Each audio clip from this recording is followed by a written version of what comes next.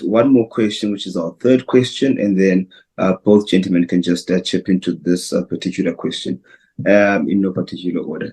If a rental property, the question says, has an inverter, and the tenants were told that it gives power to the home for 4 hours at a time when there is a power outage, right? And if those batteries in the inverter are now dead and only 5 minutes of power is given, is the landlord legally required to replace those batteries and keep the system working as it was when the lease was signed, or does it become the tenant's responsibility to replace the batteries? Gentlemen. Bruno, you want to have a go? Yeah, cool. So maybe just start off with, I think the terms of the contract are going to be paramount here.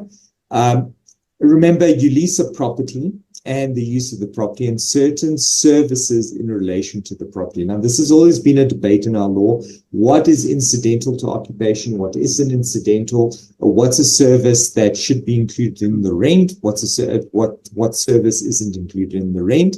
So that's already number one, is what are you leasing, and does it include use and enjoyment of this, right? And a specific preset use and enjoyment. So you were told it's 4 hours, you rented the property knowing that it was going to be 4 hours of use and enjoyment, and that's the rent that you pay for, and now it's less, right? That's the first question. Second question comes into maintenance and repairs.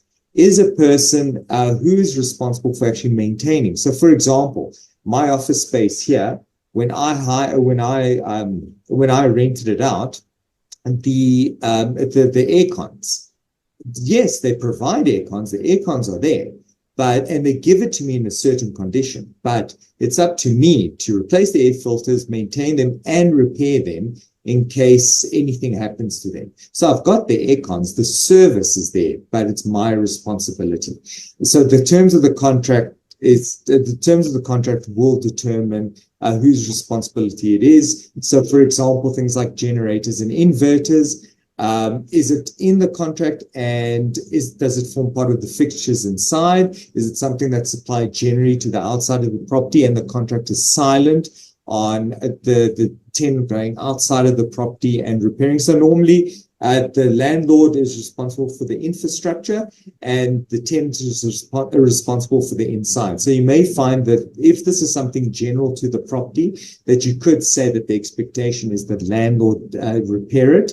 But then also in the contract, you need to see if anything there about supplying power during load shedding applies.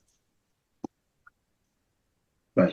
So yeah, thank you very much there, Bruno. And that does bring us to the end of today's episode, or 2 episodes, 3 answers actually. So thank you very much for everybody for joining us, and we'll see you guys again next week. Cool. Thanks, guys. Thanks, guys.